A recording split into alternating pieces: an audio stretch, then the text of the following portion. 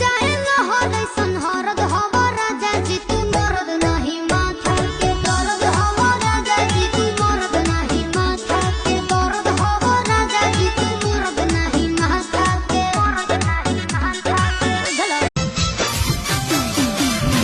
ओ तारा पटावेला हमका कान्हा कोनी